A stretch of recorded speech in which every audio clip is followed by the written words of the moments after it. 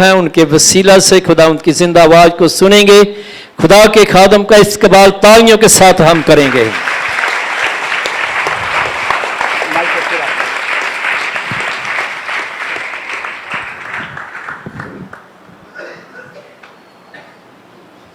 Praise the Lord.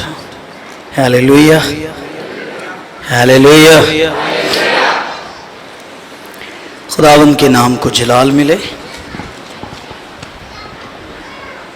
पिछला हफ्ता काफ़ी बिजी रहा मेरा। सफ़र इतना सफ़र मैंने पूरे साल में नहीं किया होगा जितना मैंने इन 6 दिनों में किया है। पर इन सारी बातों के लिए खुदावंद के नाम को जलाल देते हैं। कई तो सफ़र करते हैं, नैनवा में जाने की बजाय कहाँ चले जाते हैं। पर वो लोग मुबारक है जिनका सफ़र खुदा के कलाम के मुताबिक नैनवा के अंदर होता है। एबटाबाद गया, टेक्सला गया, नारान, कागान, फैसलाबाद, लाहौर। खुदा अपने खादिमों को असीरों की तरह गश्त कराता है और उनके वसीला से अपने कलाम की खुशबू को हर जगह फैलाता है। मेरे लिए सबसे यादगार लम्हा टेक्सला के अंदर वो जगह थी जहां खुदावंद यीशु मसीह के 12 रसूलों में से एक रसूल वहां पर गए थे। का नाम तूमा था और आपको मालूम हो तूमा इंडिया के अंदर शहीद किया गया और तूमा पाकिस्तान के अंदर टेक्सला के अंदर आया, जहां वो बैठकर खुदा का कलाम लोगों को सुनाता था। उस जगह गए, उस जगह को जाके हाथ लगाया। एक अजीब खुदा के खादम की उस जगह पर घुटने टेकने से एक अजीब तसल्ली जिंदगी के अंदर आई है। और मैं पाकिस्तान के लिए खुदा की शुक्रगुजारी करता हूँ जिस जगह पर खुदा ने अपने 12 रसूलों में से एक रसूल को भेजा और उसका नाम तूमा था। कभी मौका मिले तो जाए टेक्सला के अंदर, आपको एक हिस्ट्री वहां पर मिलेगी कि खुदावंद यीशु मसीह का शागिर्द तूमा आया। और सबसे बड़ी बात पता क्या है, वहां पर 2 गाइड करने वाले हैं और ये दोनों गाइड करने वाले गैर अक़वाम से हैं। और वो मुझे गाइड कर रहे थे, ये जगह है जहां हजरत मूसा के 12 शागिर्दों में से एक शागिर्द आया। मैंने कहा फिर दोबारा जाके स्टडी करना, ये सुनना, हजरत मूसा के शागिर्दों में से नहीं आया। 12 जिसके रसूल थे वो खुदावंद यीशु मसीह था। आमीन। आज का दिन हमारी जिंदगी के अंदर एक बहुत बड़ी अहमियत का हामिल है। मेरा और आपका नजात दहिंदा खुदावंद यीशु मसीह जो बादशाहों का बादशाह और खुदावंदों का खुदा है, आज के दिन वो यरूशलेम के अंदर आया है। इससे पहले भी कई बार वो आया है।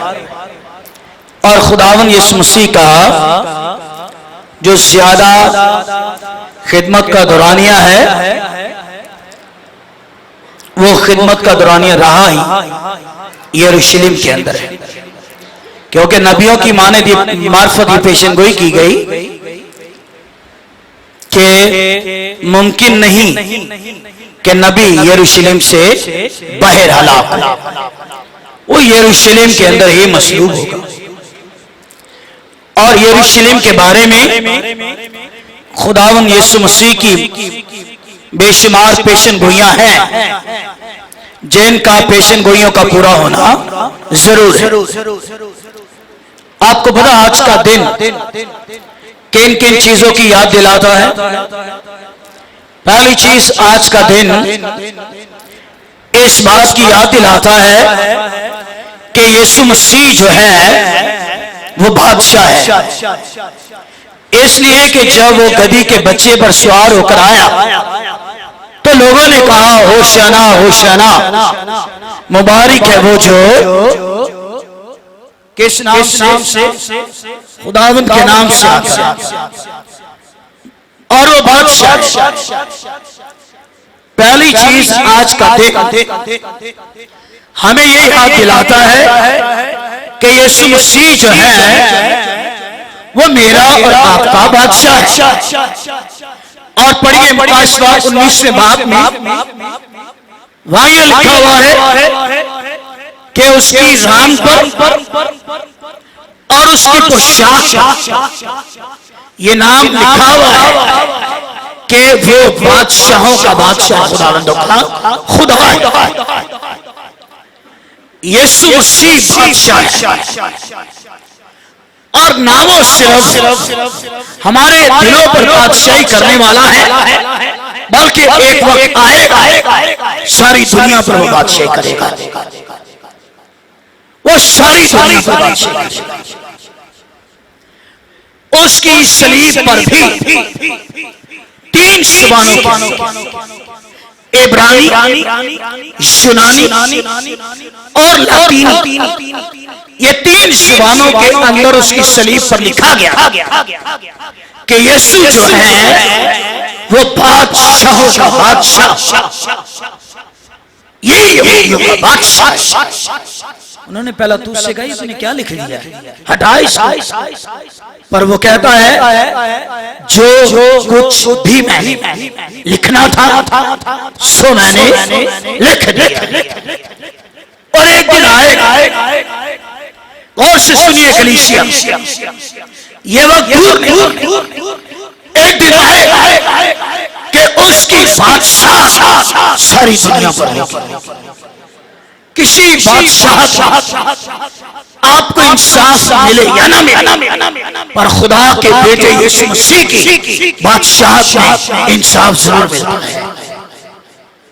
पहली चीज लोगों ने कहा कि ये मुबारक है बादशाह क्योंकि ये खुदावंद के नाम से।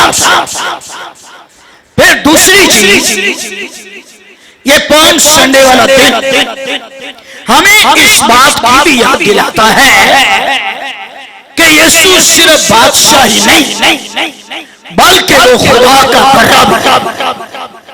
और इसके बारे में उन्होंने कहा देखो ये खुदा का बड़ा है जो सारी दुनिया के गुनाह उठाए जा रहा है। मेरे और आपके सारी दुनिया के गुनाह खुदा के बेटे यीशु मसीह ने। अगर मरकस की इंजील 10वां बाब पढ़े तो यीशु मसीह ने कहा इब्ने आदम बखेरों के लिए अपनी जान फिदिया में देने के लिए आया। ये आज का दिन जो है आपको इस बात की भी याद दिलाता है कि कोई फिदिया देने वाला है, कोई कफारा देने वाला है, और जो हमारा फिदिया और कफारा देने वाला वो बैलों बकरों बछड़ों में से नहीं, वो कुर्बानी जो मेरी और आपकी है वो कोई 4 टांगों वाला भरा नहीं। मेरी और आपकी जो कुर्बानी है और मेरा और आपका जो फिदिया और कफारा है वो है खुदा का बेटा यीशु मसीह। वो फिदिया। फिर दूसरी चीज, यीशु मसीह बने हुए लोगों को खोल। उन्होंने अपने शागिर्दों से कहा उस गांव में जाओ, वहां तुम्हें एक गधी का बच्चा चौक पर बना हुआ मिले, खोलो। और अगर कोई तुमसे पूछे कि कर क्या रहे, तो उन्हें जवाब देना कि खुदावंद को इसकी जरूरत, वो जाने। ये बाइबल की सच्चाई कि यीशु खोलने के लिए आया, वो गुनहगारों को निजात देने के लिए आया, वो जिनको इब्लीस ने भागा यीशु ने आजाद करने के लिए। और गलातियों 5वें बाब की पढ़ लिया, अगर बेटा तुम्हें आजाद तो तुम वाकई ही आजाद। यूहन्ना 8:22, अगर तुम सच्चाई से वाकिफ हो जाओ तो सच्चाई को आजाद, यीशु आजाद, यीशु निजात, बाकारू मुश्वर और उससे मसा, क्योंकि यह चार कैदियों को आजाद, वो गुनहगार कैदियों को आजाद करने के लिए आया, अंधों को हिलाई और कुचले हुओं के फंदे और छुए। आमीन। कोई फंदा हुआ शख्स कभी किसी दूसरे को आजाद नहीं करेगा। फिर सुनिए, अगर आपके आगे अंधा लगा और अंधा कभी किसी को रास्ता बोले नहीं दिखाई, कौन रास्ता? कभी वो शख्स जो खुद तारीकी के अंदर अंधेरे, वो कभी किसी के बंधन में छुए नहीं तोड़ेगा। जो खुद आजाद है वो दूसरों को भी आजाद कर सकता है। और यीशु आया कि जिनको इब्लीस ने भागा, अमाल 10:38, खुदा ने यीशु नासरी को रूहुल कुद्स और कुदरत से उसे मसा और उन सबको जो किसके हाथ से जुल्म उठा रहे थे, जो इब्लीस के हाथ से जो जुल्म उठा रहे, लिखा है वो उन्हें शिफा देने। और अगर आज कोई शख्स ये समझता है कि मेरी सेहत इब्लीस ने थामी, तो कलाम पर ईमान लो कि खुदा का कलाम उसके बंधन और छुओ को तोड़। ईसाया में लिखा है, शायद मसा के सबब से क्या तोड़े जाते? छुए। जब उसका मसा और जब उसकी हजूरी में ये कुदरत है कि कोई इब्लीस का बंधन छुआ, उसकी हजूरी के बायस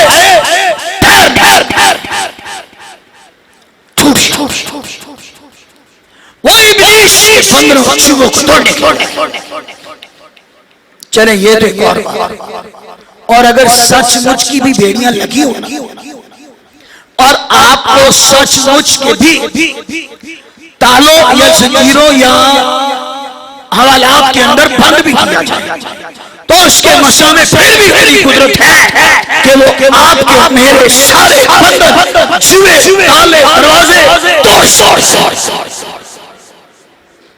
लिखा ना, पालूस और सलास पांव काट में, हाथ में बेड़ियां, प्रस्तिश करने, दुआ करने लगे।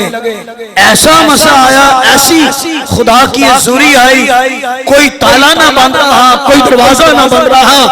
आप ईमान लाइए, उसका मसा और उसकी हजूरी सारे बंधनों और छुओं को तोड़कर रख देती है। और अगर कोई समझ कि मेरी जिंदगी पर छुए, तो याद रखिए यीशु मसीह तो खुदा का बेटा जो लादू के बच्चे पर सवार होकर यरूशलेम के अंदर आया, वो आज भी सब कुछ करने की कुदरत रखता है। चौथी और आखिरी, आज का दिन यीशु मसीह का यरूशलेम के अंदर इस्तकबाल किया गया और उन्होंने होशाना के नारे, होशाना होशाना,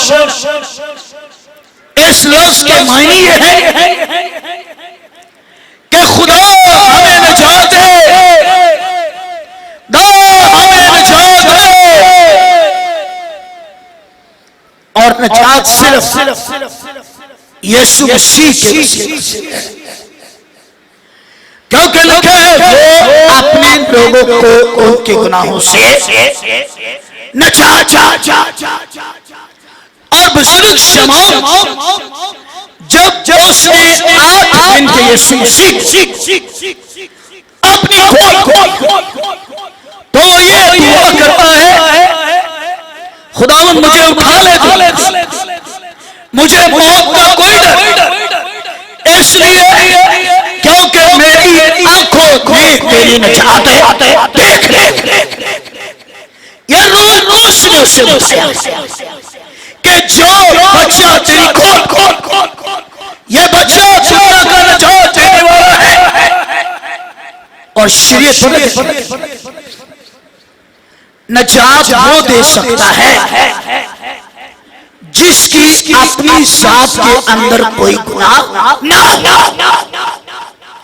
और बाइबल में यीशु मसीह ने कहा कि तुम में कौन है जो मुझ में गुनाह को साबित, उसकी जात के अंदर कोई गुनाह है, वो बिल्कुल कर रहा है। फिर बता भाई शरीयत क्या कहती है कि निजात कौन दे सकता? निजात वो दे सकता है जिसकी पैदाइश इंसानों जैसी है। फिर सुनिए, शरीयत कहती है निजात वो दे सकता है जिसकी पैदाइश इंसानों जैसी है। हम सब इस जमीन पर अपने माँ बाप के वसीला से आए, पर यीशु मसीह के बारे में लिखा हुआ फरिश्ते ने मुकद्दसा मरियम से कहा कि खुदा ताला की कुदरत तुझ पर छाया है, और जो तुझसे पैदा हो वो रूहुल कुद्दस की कुदरत, और तू रूहुल कुद्दस की कुदरत से हामला हो, जो पैदा तुझसे हो वो रूहुल कुद्दस की कुदरत। इसकी एक और तशरीह करता हूं, शायद आपको अच्छी लगे। जब ये कहा गया ना रूहुल कुद्दस की कुदरत, तो इसके पीछे एक और पस मंजर भी है कि जिस तरह आदम के शजरे नस्ल से पैदा हुए, जो तुझसे पैदा होने वाला है वो आदम के शजरे नस्ल से पैदा होने वाला नहीं है, बल्कि उसका एक और पैदा होने का तरीका है। और उसके पैदा होने का एक और तरीका ये है कि वो कायनात को निजात देने के लिए वो रूहुल कुद्दस की कुदरत से पैदा हुआ। ऐसा आया कोई दुनिया में आज तक? उसका बाप वो, उसका बाप वो, उसका बाप वो, पर यीशु का बाप आसमानी बाप का बेटा है। और कई बार उसने कहा कि देखो ये मेरा प्यारा बेटा जिससे मैं खुश। आज का दिन ये याद दिलाते कि ये जो गधी के बच्चे पर सवार हुआ करा रहा है, ये सारी दुनिया को नचा, ये गुनहगारों को नचा, और जिनको इब्लीस ने भागा उन्हें नचा देने। आमीन, हालेलुया। मैं सौंते नहीं गए, निकालिए मत्ती की इंजील में से 21वां बाब। ऐसा वाकया है दा के खादमों ने रसूलों ने इस वाकये को चारों अनाजील के अंदर लिखा। मती में, फिर लूका में, और फिर मरकस की इंजील में, और फिर यूहन्ना की इंजील। चारों ने ही थोड़ा डिफरेंट बयान किया। दोनों अंजील ने तो ये कहा यीशु मसीह ने दो शागिर्दों को भेजा। और याद रखिए बाइबल मुकद्दस का ये खिदमत का तरीका कार रहा। खुदा ने कभी भी खिदमत के लिए उन्होंने जब भी भेजा है दो को भेजा। जैसे यहोशुआ और कालेब, जैसे मूसा और हारून, एलिया और एलीशा, पतरस और यूहन्ना, उन्होंने दो को। और फिर मरकस और मत्ती की इंजील में लिखा हुआ है वो जिन शहरों में खुद जाने को था उसने अपने जाने से पहले अपने शागिर्दों को दो करके उन्होंने भेजा। और एक डिटेल के रास्ते के लिए क्या लेना और क्या रास्ते के लिए ना लेना। और जब उन्होंने भेजे वहां लफ्ज मुझे बहुत पसंद आता है। वहां लिखे यीशु ने उनसे कहा दो जूतियां ना पहना। और अगर एशियो छठे भाग में पड़े तो वहां ये लिखा हुआ है कि उसने हमें कौन सी जूती पहनाई है? उसने हमें सुलह की खुशखबरी के जूते।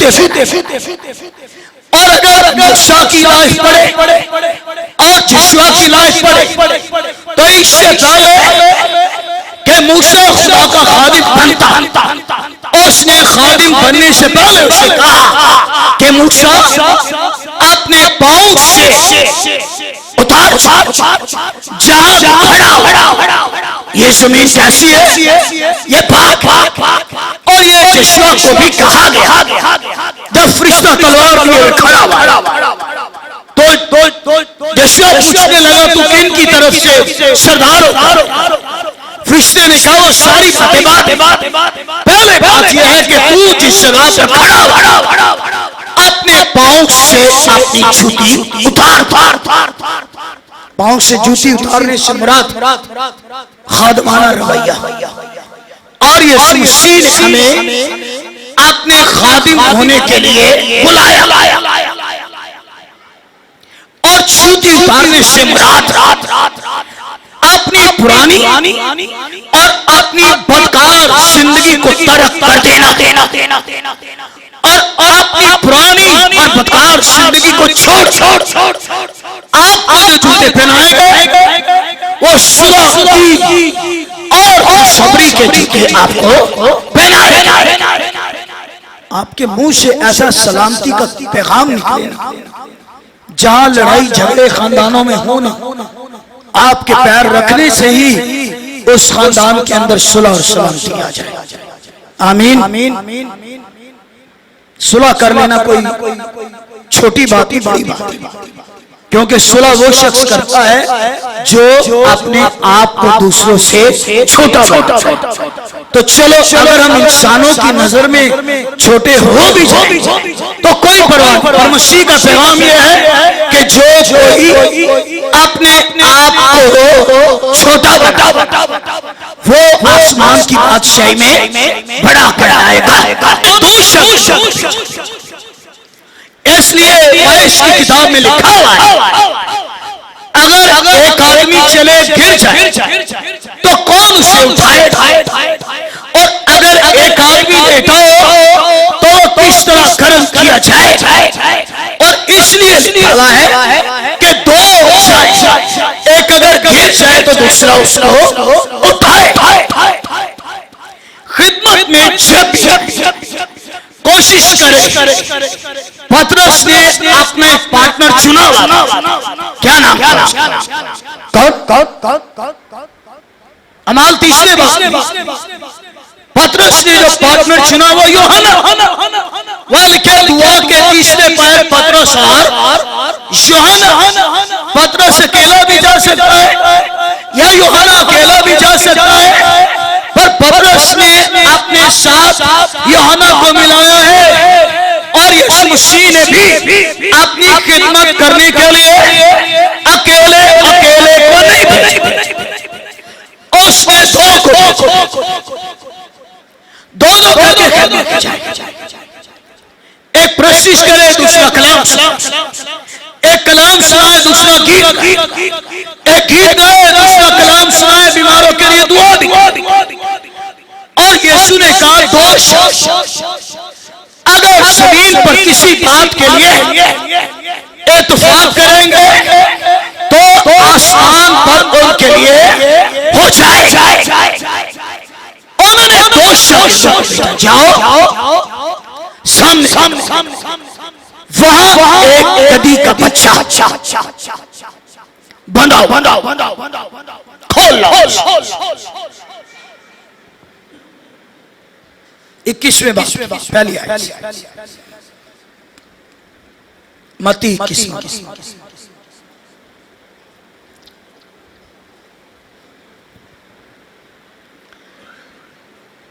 और जब वो यरूशलेम के नजदीक पहुंचे,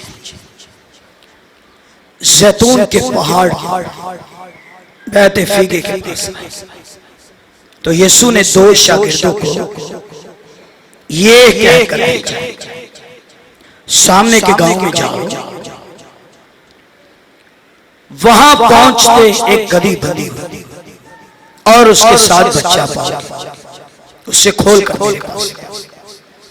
अगर कोई तुमसे कुछ कहे तो ये कहना कि खुदावंद को इनकी जरूरत, फिर फौरन उन्हें भेज दे। ये इसलिए हुआ कि जो नबी की मार्फत कहा गया था,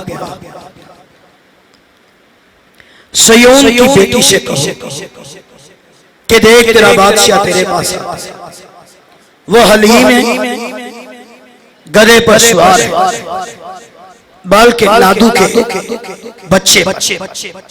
बस शागिर्दों ने जाकर जैसा यीशु ने उनको हुक्म दिया था वैसे ही, और गधी और बच्चे को लाकर अपने कपड़े उन पर डाले और वो बैठ गया।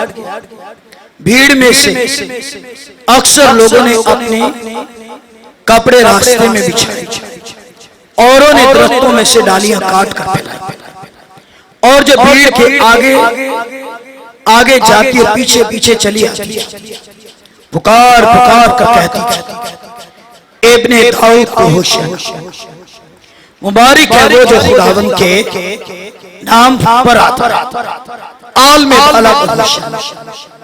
और जब वो यरूशलेम में दाखिल हुआ तो सारे शहर में हलचल पड़ी और लोग ये कहने लगे ये कौन?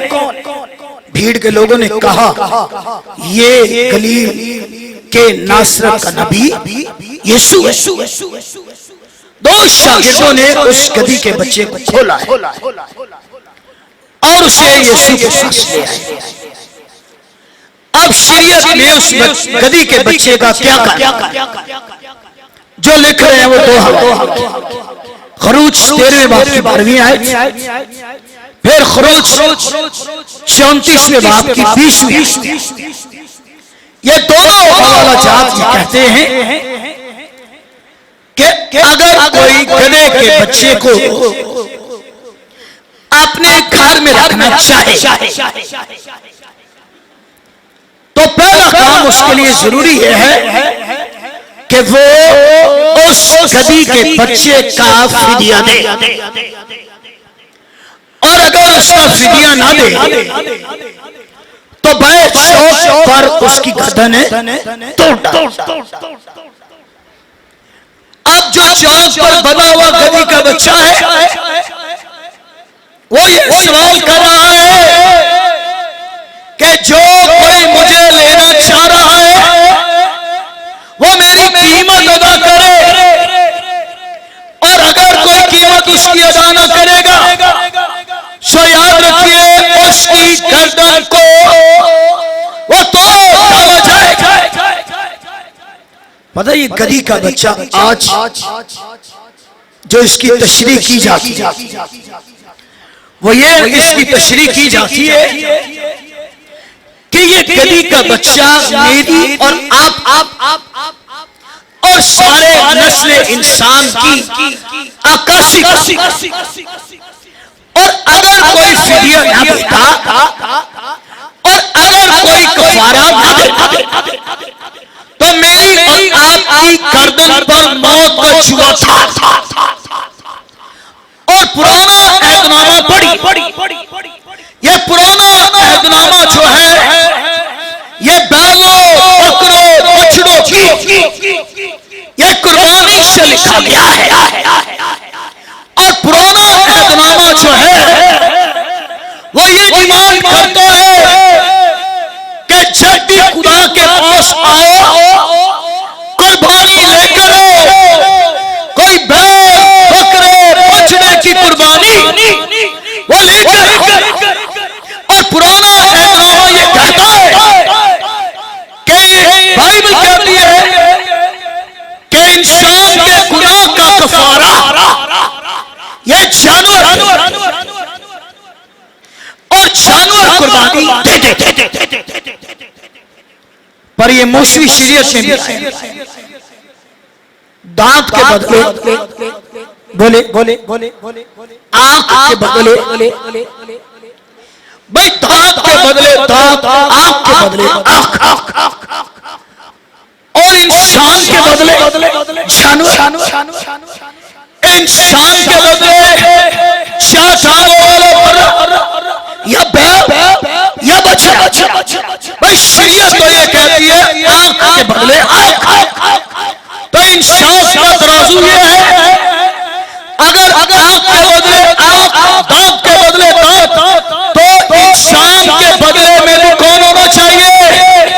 कोई इंसान हो जो इंसानों का फिदिया दे, कोई इंसान हो जो इंसानों का कफारा दे। पर कलाम कहता है सब ने गुनाह किया है और खुदा के जलाल से कोई इंसान खुदा के लायक है क्योंकि गुनाह है।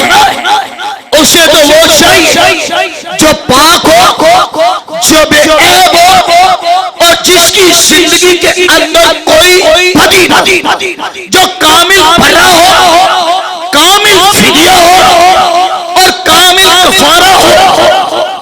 आमीन। अगर पहला पत्रस पहला बात उसकी 18 वाल क्या तुम्हारी खलासी सोने और चांदी से नहीं हो, न सोना न चांदी। और वहां ये लिखा है न तुम्हारे बाप दादा के अच्छे कामों। न सोना हमारी निजात है, न चांदी हमारी निजात है और न हमारे अबाओ अजदाद के कामों। तो किससे खलासी? पाक और बेऐब बर्रे के पेश कीमत खून। भाई फिदिया कौन बने? और फिदिया और कफारा है हमारा जो फिदिया और कफारा है ना सोना ना चांदी और ना हमारे अबाओ अजदाद के अच्छे काम। एक और हवाला देते मती में लिखा तुम बुरे होकर भी अपने बच्चों को अच्छी कोई ना कि मुझे निजात मेरे खानदान की वजह से मिली। भाई हमें जो निजात मिली वो यीशु मसीह के कफारे के और याद अगर वो फिदिया ना दे, अगर वो कफारा ना दे तो इस गधी के बच्चे को चौक पर उसकी गर्दन को काटा। पर ये सुनेगा इसको खोल कर और वो उसे खोल कर और ये खुद गधी के बच्चे पर सवार जिसकी कोई जिस पर मौत का हुक्म और उस पर यीशु मसीह ने सवारी और जब यरूशलेम में आया तो लोगों ने दरख्तों से डालियां और खजूर की सुनिए खजूर एक खुशी की अलामत है और खजूर फतह मंदी की भी अलामत है। और उन्होंने डाली और ज़बूर के अंदर 92 शादी को या सिबास आदमी को किस पौधे से तशबीह दी? वो खजूर के दरख्त, गर्मी हो सर्दी हो, पानी मिले ना मिले, ये वो पौधा है जो गर्मी में सर्दी में भी हरा भरा रहता है। और इसके बारे में लिखा हुआ है कि वो फल लाने से कभी भी बाहर से ना आएगा। और आज मेरी और आपकी जिंदगी चाहे खुशी है, गमी है, चाहे परेशानी है, बीमारी है, हमने हमेशा अपने आप को खुदावन में मजबूत रखना है, कायम और दायम। मैं सोचता हूं जब तक यीशु गधी के बच्चे पर सवार रहा तो सब ने और जब यीशु उस गधी के बच्चे से उतर गया तो फिर बाद में किसी ने उसको पूछा।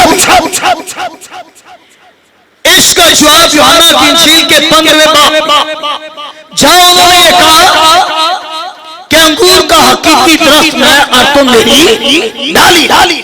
उसी पैगाम को जारी रखते हुए यीशु ने यह भी कहा कि तुम मुझसे जुदा रहकर बहुत कुछ कर सकते हो। ऐसा और तुम मुझसे जुदा रहकर कुछ भी नहीं कर सकते। अगर डाली दरख्त से कट जाए तो 2 दिन हरी भरी और 3 दिन हरी भरी पर जैसी सूरज की तेज तपिश रोशनी पड़ेगी सूख जाए, उसकी खूबसूरती जाती रहती। आइए हालात जैसे मर्जी क्यों ना हो, आइए मुखालफत अरूज पर भी क्यों ना हो, लेकिन उसके बगैर मैं और आप कुछ भी। जो कोई सुनिए जो कोई मसीह में नहीं है उस पर सजा का हुक्म हो चुका। पर अगर कोई मसीह में है तो लिखा है मौत से निकल कर जिंदगी के अंदर दाखिल हो गया। जो मसीह पर ईमान लाए उसमें हमेशा की जिंदगी है। यीशु मसीह से कुछ नहीं। लोग तलाश कर रहे हैं हमें कोई निजात, लोग तलाश कर रहे हैं हमें कोई शिफा, लोग तलाश कर रहे हैं कि हमें कोई आसमान की बादशाही का जरिया, पर बगैर यीशु मसीह के हो नहीं। बादशाही में जाने का दरवाजा सिर्फ यीशु मसीह है और निजात भी सिर्फ खुदा का बेटा यीशु मसीह है। और जिंदगी उसने कहा मैं इसलिए आया कि तुम जिंदगी पाओ और कसरत। लोग निकल आए घरों से, उन्होंने चादरें निकाल ली, बिछा दी। एक और बात पता लोग बड़ी शिद्दत से मसीह के पीछे वजह क्या? आज के दिन एक और भी क्या उसने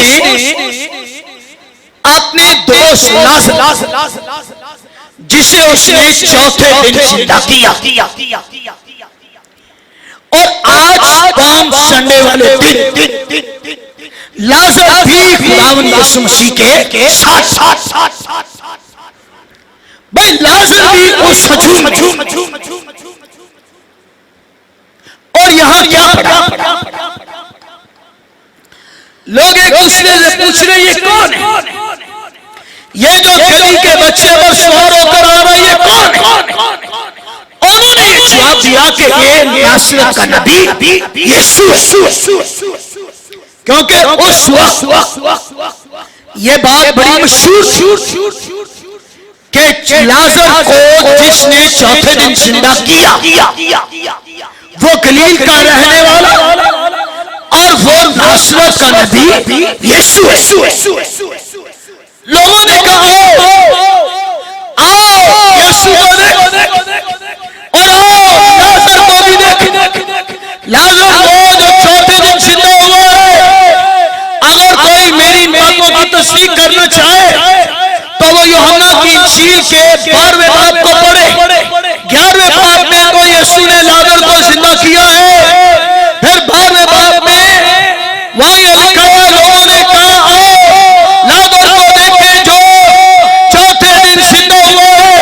और लोगों ने यह भी कहा आओ यीशु मसीह को भी देखो जिसने चौथे दिन जो लाजर को मुर्दों में से जिंदा किया है, उसने चौथे दिन जिंदा। और लोग अपने घरों से और मसीह का इस्तेमाल कर ये यीशु है और जिसके कलाम में कुदरत है, ये यीशु है जो मुर्दों को जिंदा कर सकता है। और उन्होंने देखा कि लाजर जिंदा हुआ है और उन्होंने यीशु को देखा कि यीशु ने लाजर को जिंदा किया। एक बड़ी और ये प्रस्तिश होशाना वो सिताइश। एक और ज़करिया यह पढ़ा गया जो नबी की मार्फत कहा गया था। नबी ने मसीह के बारे में क्या पेश ज़करिया 9 कोई ऊंची आवाज से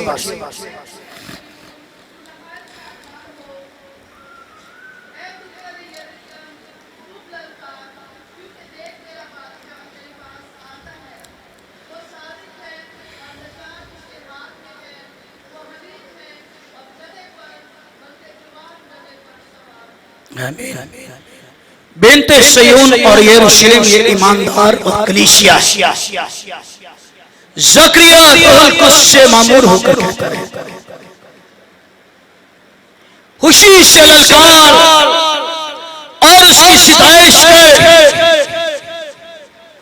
दे तेरा बादशाह तेरे पास से आता है। अब इस बादशाह की खूबियां पढ़ी। पहली खूबी उसकी यह है कि वो सादिक किसे कहते हैं? किसे कहते हैं?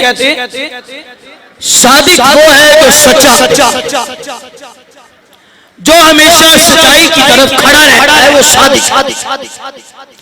और जो सच्चाई की तरफ ना खड़ा हो अपने नजरियात में तो वो सादिक हो सकता है, पर जो सच्चाई की तरफ ना खड़ा हो वो सादिक है नहीं। और हमने खुद ये कहा सादिक वो है जो सच्चा है। और अगर आप यूहन्ना की इंजील के 4 और उसकी 6 मसीह ने वाज़ेह ऐलान कि हक क्या है? सच्चाई, राह, हक और जिंदगी तो मैं। अनछील के अंदर यीशु ने कभी एक बात कहा मैं सच पर जहां जरूरत पड़ी उन्होंने 2 बात लफ्ज कहे कि मैं तुमसे सच। यीशु मसीह की जात सादिक और सच्चाई उसके वो सच। एक शख्स ने आके यीशु को कहा ऐ उस्ताद हम जानते हैं कि तेरी तालीम बिल्कुल सच्ची है और तू किसी आदमी की भी कोई परवाह नहीं करे। ये सादिक की खूबी ये सच्चाई बयान करने से कभी भी गुरेज ना करें। और मैं और आप सादिक उस वक्त ठहरे जब सच्चाई की तरफ हम खड़े हो। और यीशु के सारे कलीसिया को यह कहा गया कि वो सादिक अपने लफ्जों से नहीं बल्कि अपने कामों से वो सच्चा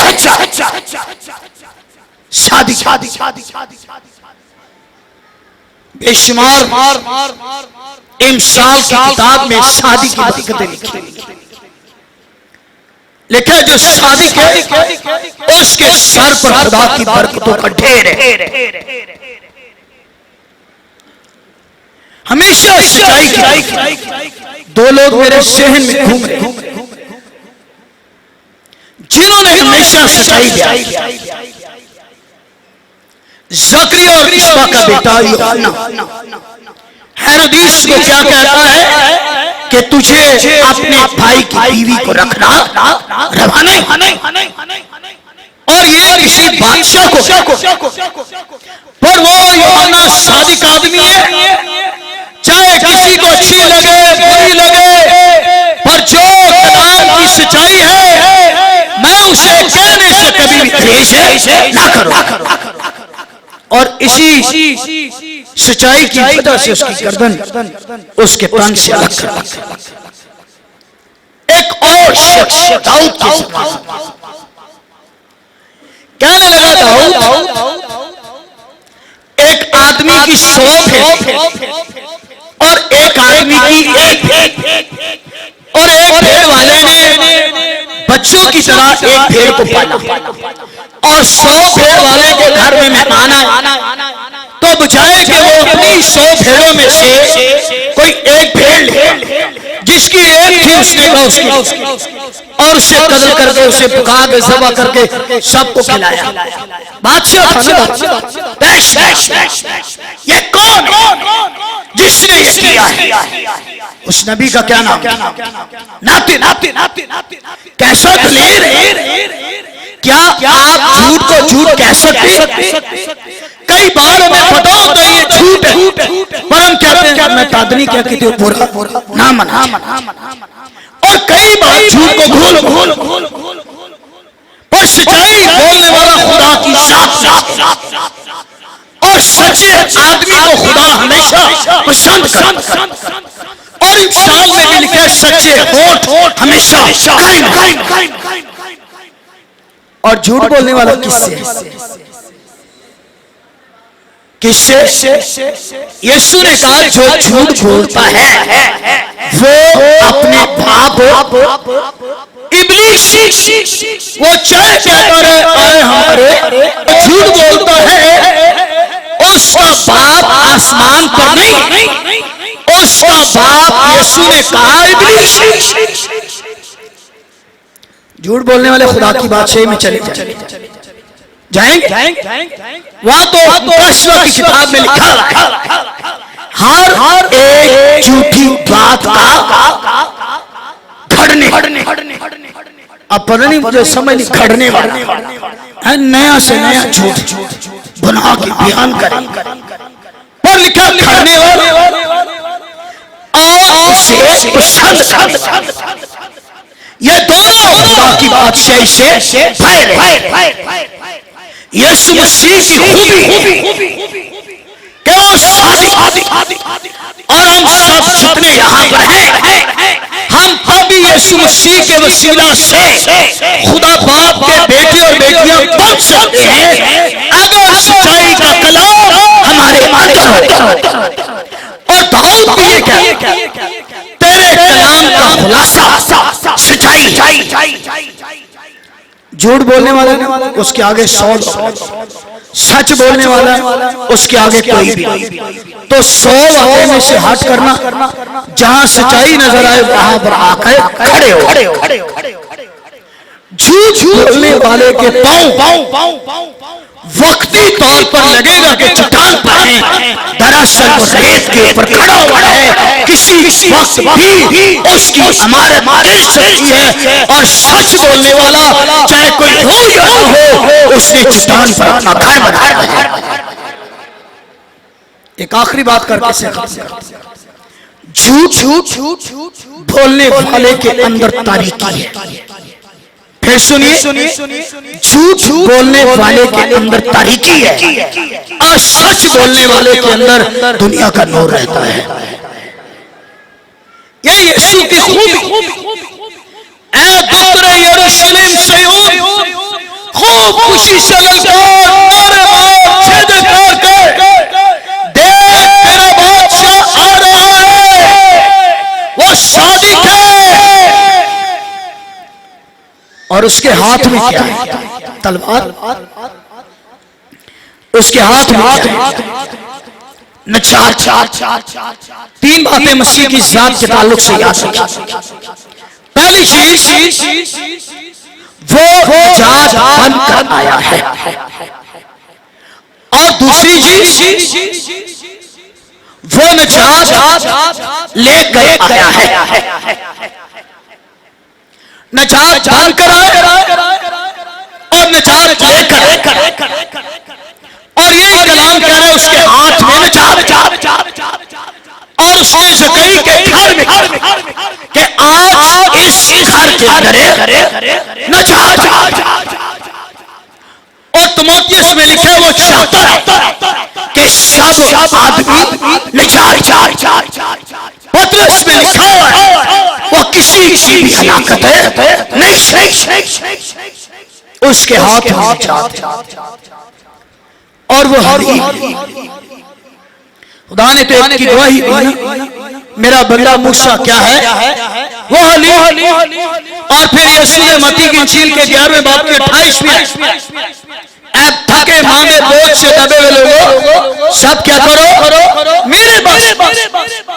और वो उन्होंने कहा मुझसे सीखो क्योंकि मैं हलीम और दिल का फुरुत। हलीम होना बड़ा मुश्किल। और अगर आप देखें जो हलीम बनती है, सारी रात उसके नीचे आग रहती है और सारी रात उसकी शक्ति को जो है वो तोड़ा जाता। और अगर इस जमीन पर हम हलीम होंगे तो दाऊद अपने ज़बूर में कहता है हलीम लोग मुल्क के वारिस। और हलीमों के बारे कहा गया है वो खुदा का जलाल देख। खुदा यीशु मसीह भी है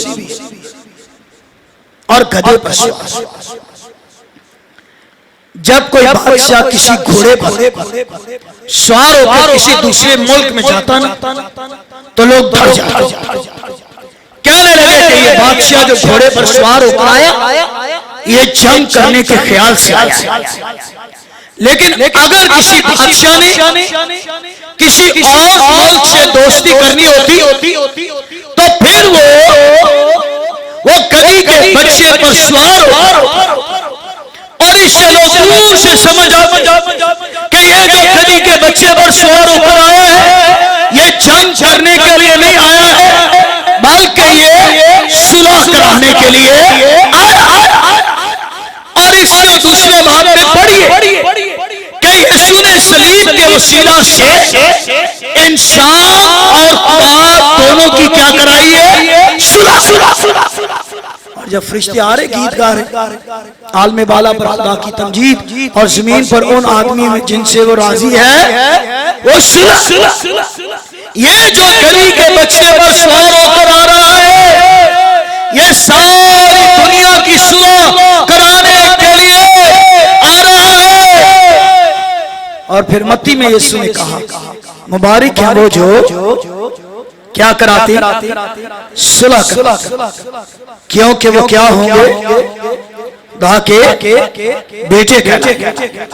अगर कोई आपको सुलह का पैगाम मिले तो समझ आइए कि ये सुलह का पैगाम खुदा की तरफ से। एक आखिरी आयत मुकाशवा की किताब के साथ